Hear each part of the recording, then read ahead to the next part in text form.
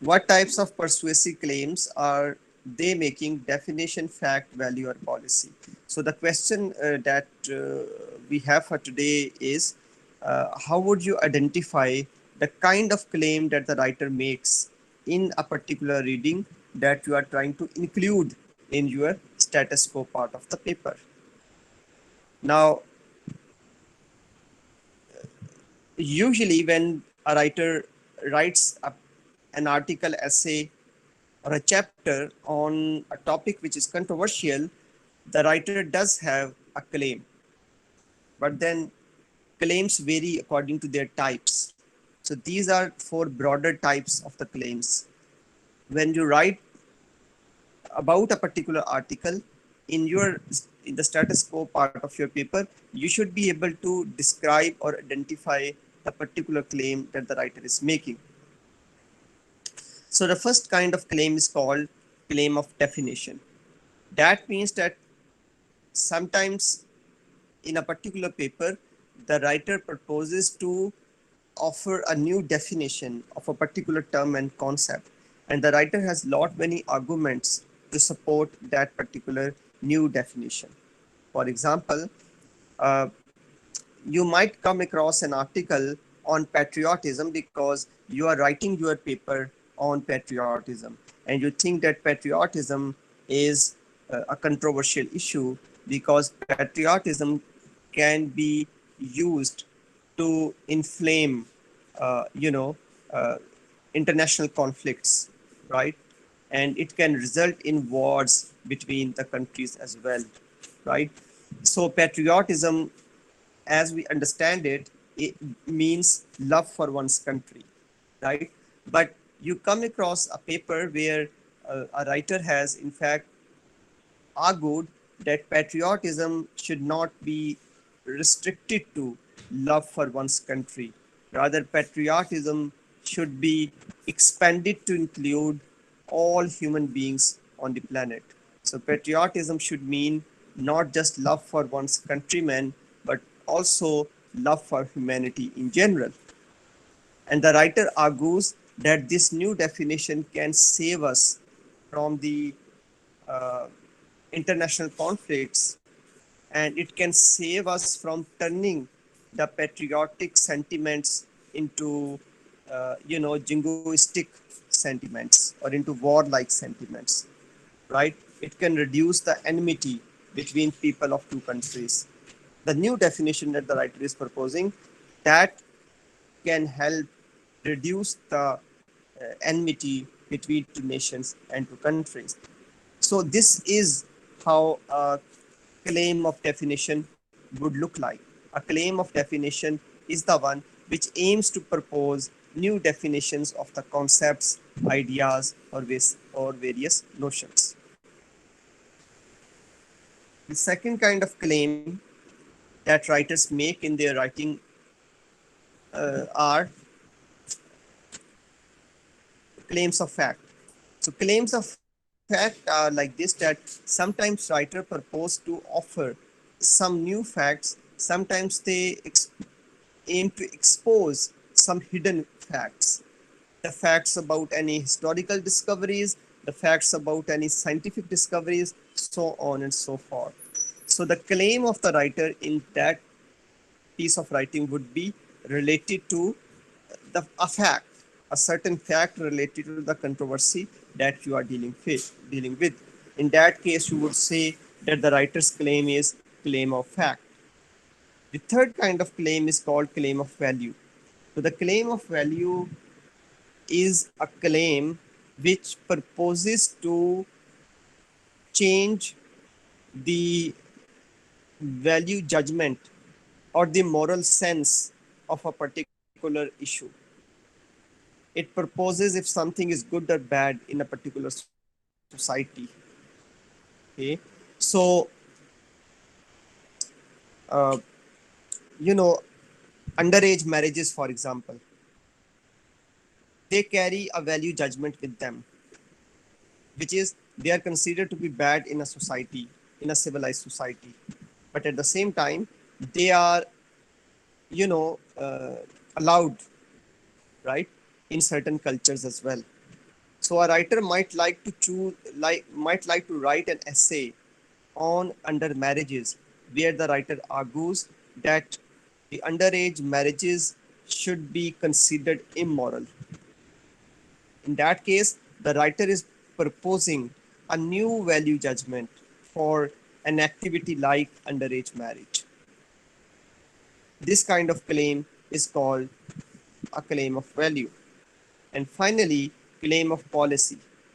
So basically, sometimes writers make a claim related to a particular controversy, and through that claim, they propose a change in legality, in the legal, interpretation of that particular issue, or they propose a change in the national or local policy related to that particular issue. Once again, if we take the similar example of underage marriages, and the writer claims that underage marriages should be legally forbidden in any particular society. Now, in this case, the writer is not using a claim of value. Now he's or she is using a claim of policy, because the writer now is arguing in whole of the article why there should be a new policy available against the underage marriages. Right? To conclude it, there are four types of claim, generally speaking, that the writers make in their articles related to controversial topics. They are claims of definition, they are claims of fact, they are claims of value, and they are claims of policy. Do you have any questions, students?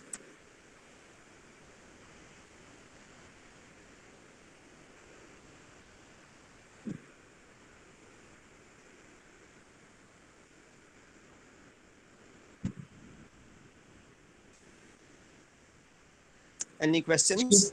excuse me, sir. Yes, no, Shiva.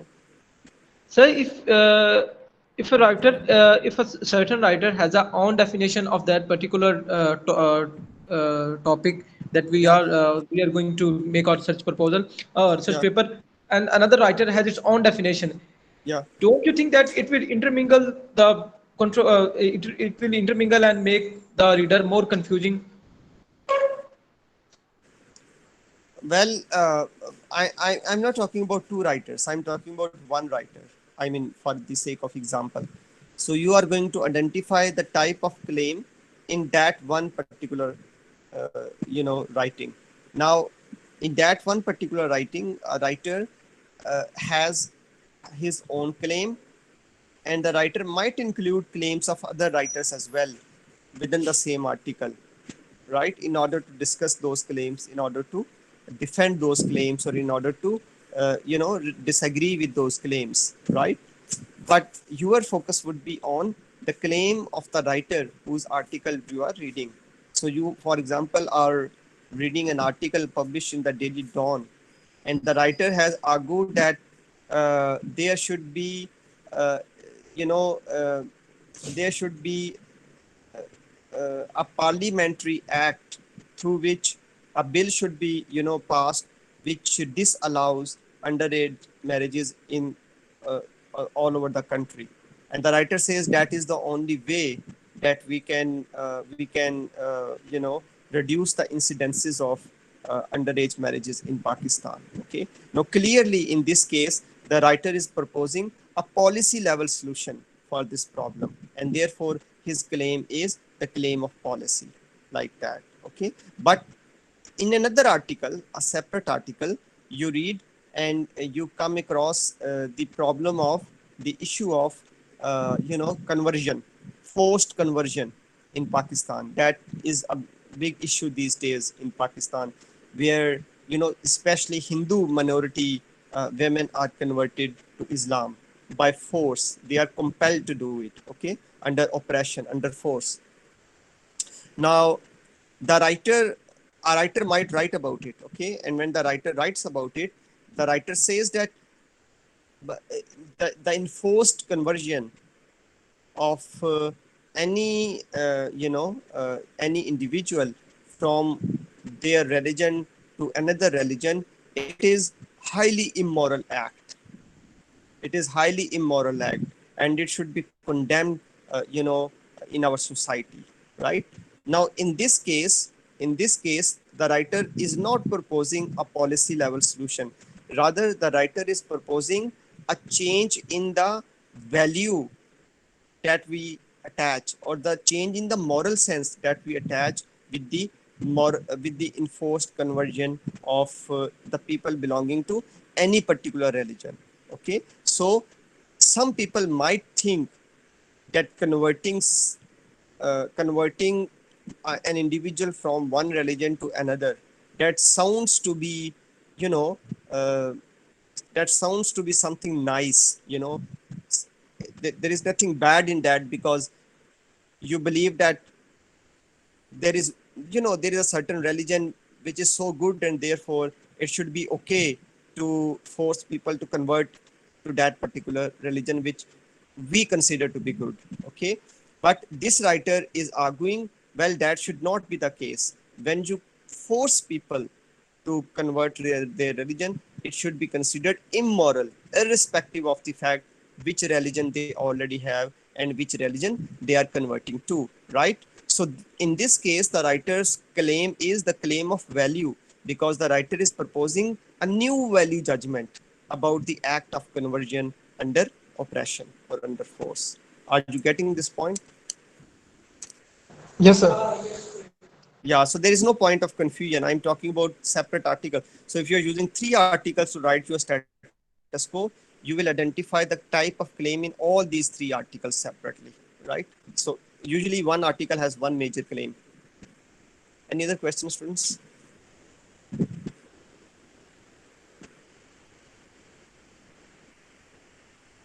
Okay, so I'll share an example, and then if there are more questions, you can ask. So here is the example.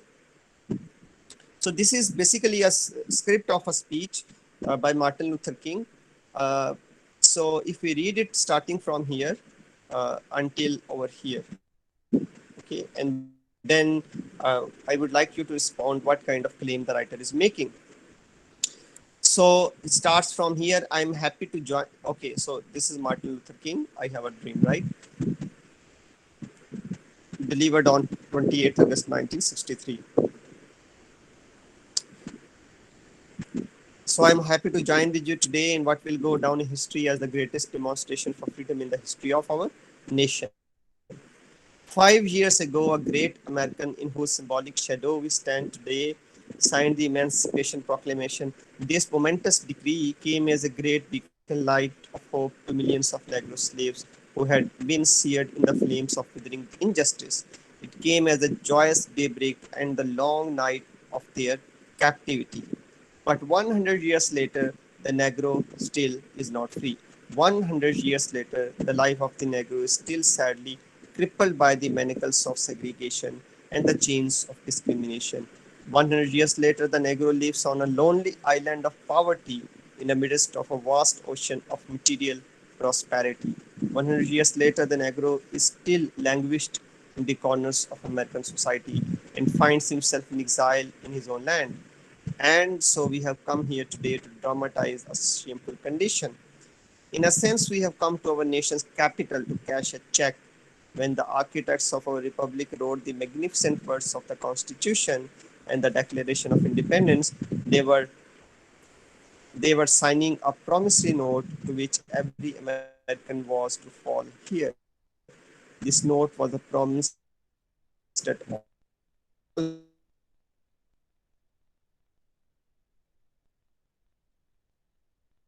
in the pursuit of happiness.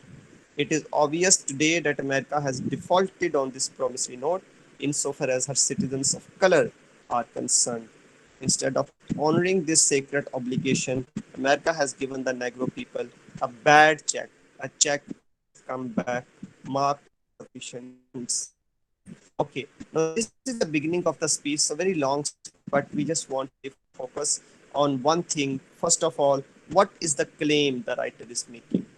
Okay, anybody would like to make a quick guess on what what sentence in these four paragraphs is the sentence of the claim?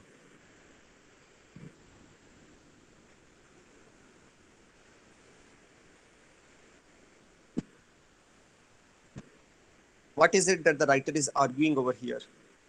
What is the writer establishing? That the Negro people are still lacking rights.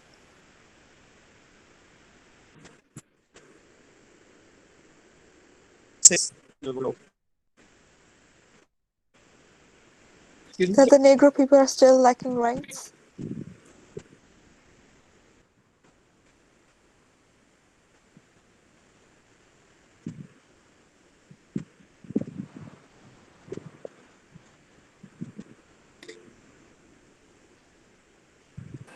So that the Negro people they are left abandoned.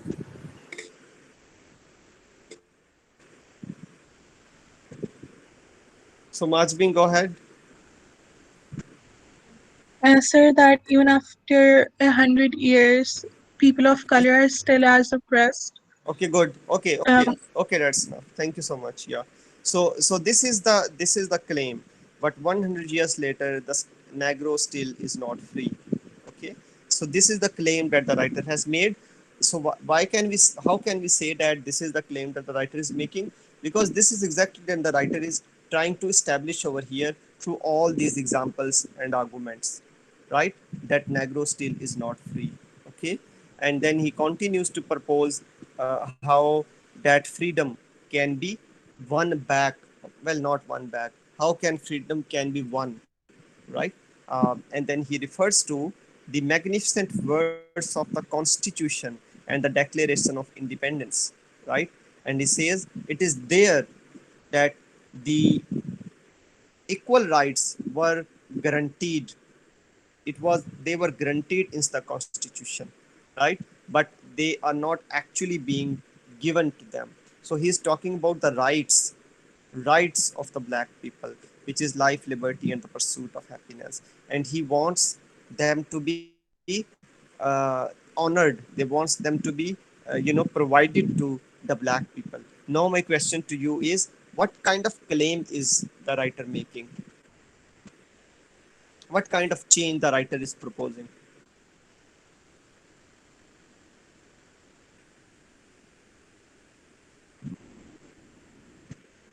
Okay, so it is about constitution, it is about the law, it is about the rights, it is about the legal rights, right?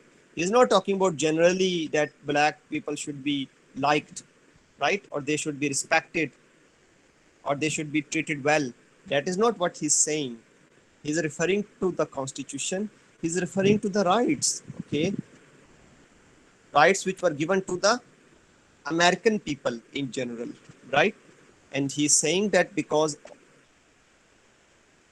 the rights were for all the Americans, therefore they should be extended to the black men as well. Okay, so what kind of claim is that the writer is making? What is the type of this claim? Is that a claim of definition? Is he proposing to change definition of a word over here, or is it claim of uh,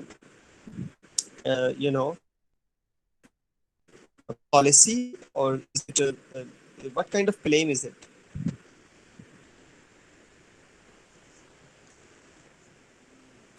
Sir, I think it's the claim of policy. Okay, Sir, all right, that's sir, right. Yes, Nushir, sir, I think it's a claim of value that how go much ahead. value that Okay, you give to your constitution. okay, all right. Yeah. also, So sir, that about yes, um, Martin. African American men are the most targeted group in American society and how they're systematically discriminated against. Yeah, good. Yeah, yeah, that's right. And he's asking change. He's asking for a change in that discrimination, right? Referring to the constitution, right? He's asking for a constitutional guarantee that the black should be respected as much as the white are. All right. So I just want to say something about the word value that Nusherwa used. Well, the word value does not exactly mean value. We are talking about the word value in the social sense. When we often say that these are middle class values, or you say that we have values in our families. The word value is used in that sense over here. Okay, that is why I kept using the phrase value judgment or moral sense. Right now, Sherima, your response is partly right. Right, it is true that Martin Luther King is also proposing change in the moral perspective. He's proposing that on the basis of our common morality, we should treat the black people equal to the white people, right? So from that sense, it is a value claim as well, but it's more of the policy claim rather than a value claim, a constitutional right, so that if anybody violates those rights, that person should be subjected to a punishment as well. Are you getting that point? It's 100 years. It's not. It's 1963, right? It is matter of that time. Okay. So at that time there were no, there was no punishable law which could stop anybody to, express hate against the black people or to mistreat the black people. It was not illegal at that time, right? But he is asking for that change. Therefore, it is more of a policy claim. So he is proposing a new policy to protect the rights of the black people, right?